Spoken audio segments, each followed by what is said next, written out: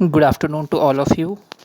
कल हमने 3 क्वेश्चंस किए थे और एक क्वेश्चन मैंने आपको दिया था, तो जिन भी बच्चों ने दिया है वो बहुत अच्छा काम किया उन्होंने। बाकी जिन्होंने नहीं दिया है वो प्लीज़ दे दें। सुमन ने नहीं दिया है, वंशिका ने नहीं दिया है और परमजीत ने नहीं दिया है, शिवानी ने नहीं दिया। जिन जिन बच्चों ने नहीं दिया, अंजलि ने नहीं दिया है उस क्वेश्चन को सॉल्व करके। जिन्होंने नहीं दिया है वो बच्चे सॉल्व करके दे दें, बाकी जिन्होंने दिया है वो वेरी गुड।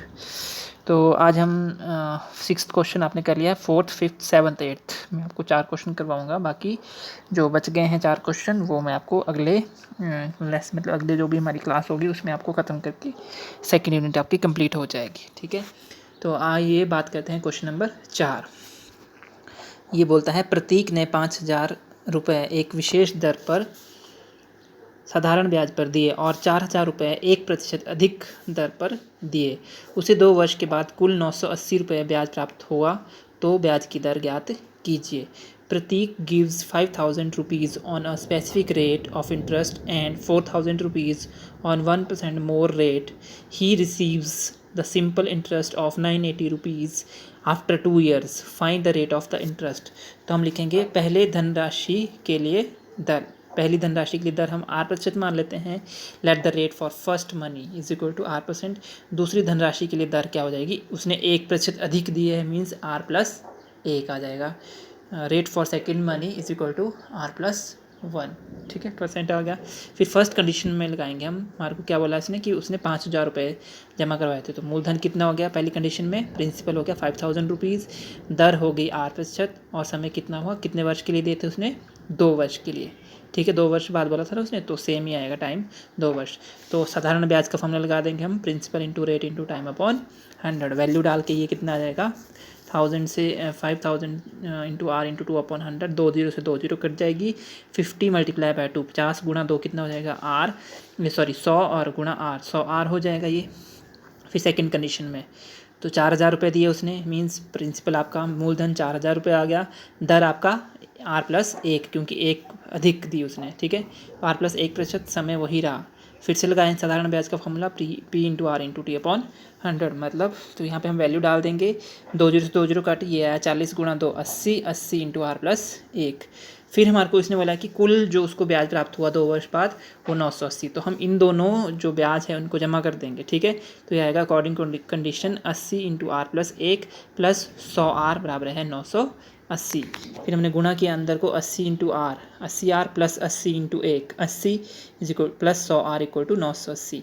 ठीक है, तो 80 प्लस 100, ठीक है 80R प्लस 100R, ये हो गया 180R इक्वल टू 980, और ये वाला 80 उधर जाके माइनस में। ठीक है, तो ये हुआ 180R बराबर है 900 और R बराबर है 900/180, 0 से 0 और 18 5 90, तो R कितना है 5%। ठीक है, नेक्स्ट आया भाविका के पास 25,000 रुपये थे, उसमें से कुछ रुपए 8% दर से तथा शेष 11% दर से कर्ज पर दे दी।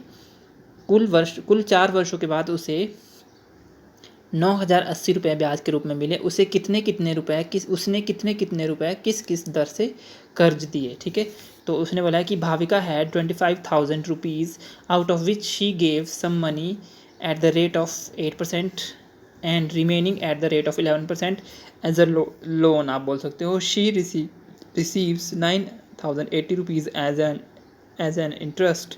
Find out the money and the rate of interest in each case, मतलब दोनों केसेस में हमने बताना है कि कितने उसको पैसे मिले और कितनी दर से। ठीक है, तो let part with 8% rate of interest equal to X rupees, माना 8% दर वाला भाग कितना हो गया X रुपये। Let part with 11% rate of interest, माना 11% दर वाला भाग हो गया 25,000 माइनस X, क्योंकि कुल जो उसके पास थे वो 25,000 थे और X उसको इंटरेस्ट 8% में मिला, तो हम 25,000 में से माइनस कर देंगे उसको X। ठीक है, तो सम में कितना है 4 वर्ष, T equal to 4 years. Total interest कितना दिया है 9,080, कुल प्राप्त ब्याज 9,080 रुपये। अब अकॉर्डिंग टू क्वेश्चन वही लिखेंगे हम, simple interest in first case plus simple interest in second case is equal to 9,080, मतलब दोनों का कुल ब्याज जैसे मैंने पिछले क्वेश्चन में किया वैसे ही आ जाएगा।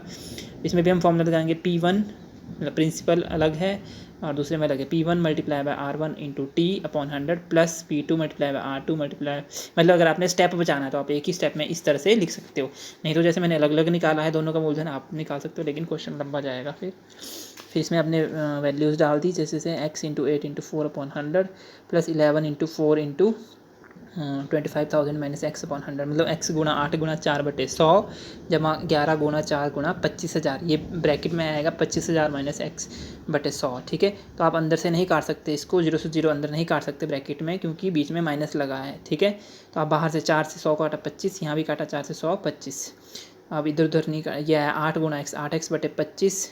ठीक है, ये काटा नहीं है, 25 लिखा है, प्लस 11 इंटू ब्रैकेट में 25,000 माइनस x/25 बराबर है 9080, मतलब 9080। अब आपने एलसीएम ले लिया, जब आप एलसीएम दोनों में सेम है तो मीन्स ऊपर की टर्म्स चेंज नहीं होती है। तो 8x जमा 11 और 25 को मैंने गुणा किया तो यह 275 और 3 जीरो ऐसे ही आ जाएगी, तो यह आएगा 2,75,000 माइनस 11 गुणा x हो गया 11x। अब 25 और 9080 गुणा हो जाएंगे आपस में, तो ये आएगा 8 माइनस 11, मतलब प्लस माइनस माइनस। ठीक है, तो 8 में से 11 गए माइनस के 3, क्योंकि माइनस इसलिए आया क्योंकि 11 के साथ माइनस निशान है, तो आएगा माइनस 3x प्लस 2,75,000 बराबर है 2 लाख। जब आप 9080 और 25 को गुणा करोगे तो ये आएगा 2,27,000। अब ये इधर से उधर जाएगा, एक जैसी रकमों को एक तरफ करते हैं, तो ये आएगा माइनस 3x बराबर है 2,27,000 माइनस 2,75,000। अब 2,75,000 बड़ा है तो निशान आपका माइनस का आएगा, तो ये आएगा माइनस 3x बराबर है माइनस 2,75,000 में से जब आप 2,27,000 को माइनस करोगे तो ये आएगा 48,000, माइनस माइनस कट गया तो एक्स आया 48,000/3, कितना आ गया 16,000। तो पहला हिस्सा फर्स्ट पार्ट आया 16,000, मतलब जो 8% रेट पे मिला था उसको, और सेकंड हिस्सा जो दूसरा हिस्सा आया, सेकंड पार्ट आया 25,000 माइनस 16,000 9,000, दूसरा हिस्सा आया 25,000 माइनस 16,000, कितना आया 9,000। अब आता क्वेश्चन नंबर 7, यदि 450 रुपये 5% वार्षिक दर से 540 रुपये हो जाए तो बताओ उतने ही वर्षों में कौन सी राशि 4 से ही 1/2% वार्षिक दर से 590 रुपये हो जाएगी। ठीक है, तो ये 4 से ही 1/2% लिखा है मैंने। If 450 rupees with the rate of interest 5% becomes 540 rupees, then find out the money that becomes 590 rupees in the same time at the rate of 4 whole 1/2%।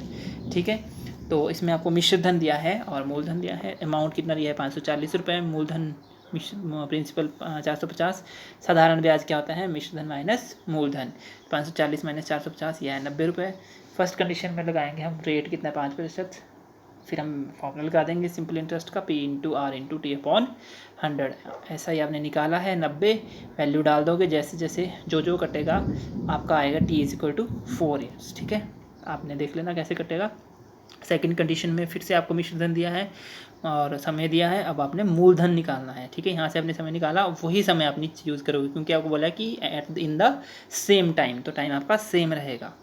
तो आपने इसको कट किया 4 से ही 1/2 को, 4 दूनी 8 और 1 9 मीन्स 4 होल 1/2 को आया, 4 2 8, 8 + 1 हो गया 9/2%। ठीक है, अब amount = principal 1 plus rate upon, ये फार्मूला जब आपके पास फ्रैक्शन में टाइम होता है, वैसे आपने देखा होगा फार्मूला सिंपल कि जब हम मिश्र धन निकालते हैं चक्रवृद्धि ब्याज के लिए, आपने देखा होगा ये फार्मूला लगाते थे हम कि मिश्र धन बराबर है मूलधन इंटू 1 प्लस दर बटे 100 की 100 गुणा समय। वैसे शक्ति में आता था समय, लेकिन जब फ्रैक्शन में होता है तो वो गुणा में अंदर हो जाता है।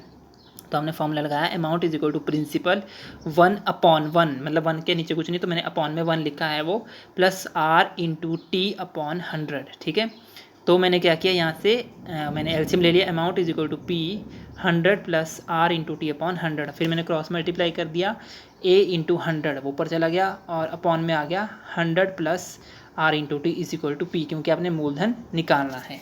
अगर मैं डायरेक्ट आपको ये फार्मूला लिखता तो आपको लगता नहीं पता कि कैसे लिखा है मैंने वो, तो मैंने आपको डिराइव करके 2 स्टेप में फार्मूला बता दिया। ठीक है, तो ये आपने वैल्यू डाली यहाँ से, फिर आपने जो चीज़ें 100 से 100 नहीं काट सकते आप ऊपर को, क्योंकि बीच में प्लस है। ठीक है, तो 590 गुणा 100 आया 5,90,000, ये आया 59,000 हो गया, और 100 जमा 4 से 4 गुणा 9/2, 2 से 4 आप काट सकते हो, तो 9 गुणा 2 हो गया 18, 100 जमा 18 कितना हो गया, ये ये मैंने काट दिया बीच में, जो मैंने कटिंग करी है वो नहीं है कुछ भी। P is equal to 59,000/118। जब 118 से आप 59,000 को भाग दोगे तो 500 आएगा, ठीक है। तो प्रिंसिपल आया 500 रुपये। फिर आएगा 8th, एक साहूकार ने अपनी पूंजी का 1/3 भाग 9% ब्याज दर पर, 5/12 भाग 6% ब्याज दर पर तथा शेष भाग 8% ब्याज दर पर उधार दिया। यदि 2 वर्षों के बाद उसे 3,000 रुपये की आय प्राप्त हो तो उसके पास कुल कितनी पूंजी थी। A money lender gives 1/3 of his fund at the rate of 5% and 5/12 of the fund at the rate of 6% on the interest and remaining on 8%। Remaining जो पार्ट था मनी का वो on the 8% of the simple interest. If he receives 3,000 rupees after 2 years as an interest then how much total fund he have, ठीक है। तो हमने बताना कि कुल उसके पास कितनी पूंजी थी। माना कुल पूंजी कितनी है, x रुपये। Let the total fund is equal to x रुपये। इन फर्स्ट कंडीशन अब आपको बोला है कि 1/3 हिस्सा दिया उसने, ठीक है, कुल पूंजी का, तो 1/3 गुणा x, तो मूलधन आएगा 1/3 into x equal to x/3। Time 2%, 2 year दिया है, rate 9%। SI is equal to P into R into T upon 100। फिर आपने P की जगह 1/3 गुणा x लिख दिया, गुणा 9 गुणा 2/100, ठीक है। तो ये 3 गुणा 100 लिखा मैंने।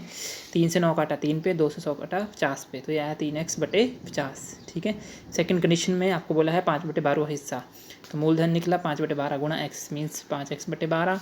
टाइम वही रहा, रेट आपको 6% दिया है। फिर यहाँ से भी आपने सिंपल इंटरेस्ट निकाला, आपका x आया, सिंपल इंटरेस्ट आया x/20।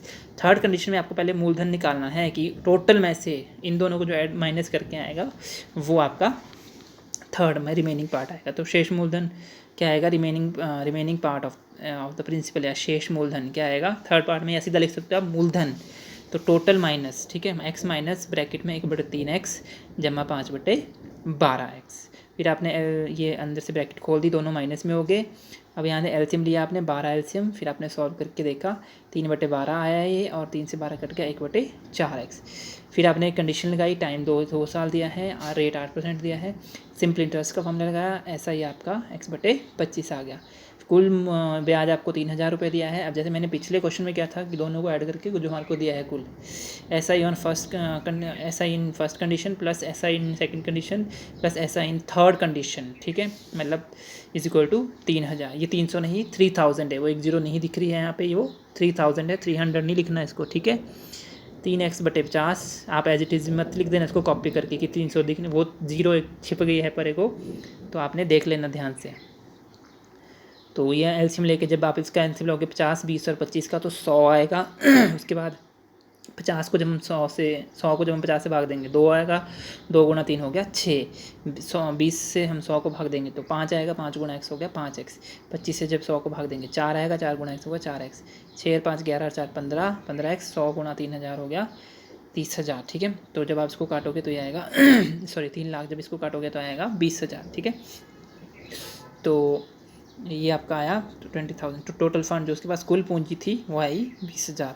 सो ये थी आपकी एक्सरसाइज 2.22 के 4 क्वेश्चन, और इसको आप बिल्कुल ध्यान से देखिएगा। कहीं आपको, जैसे मैंने यहाँ बताया आपको कि 300 नहीं है, वो 3,000 है, इसके 1 0 छुप गए, तो आपने 300 ही नहीं लिखना है जब मुझे काम दिखाएंगे आप। सो बाकी जिन्होंने काम नहीं किया है, दिव्या भी है, उसका नाम भूल गया था, प्लीज़ काम करें, और इंग्लिश मीडियम वाले इंग्लिश में ही करें। ये नहीं कि हम आपके लिए मेहनत कर रहे हैं और आप हिंदी में ही वो कर रहे हो, कॉपी कर रहे हैं। Thank you and have a nice day.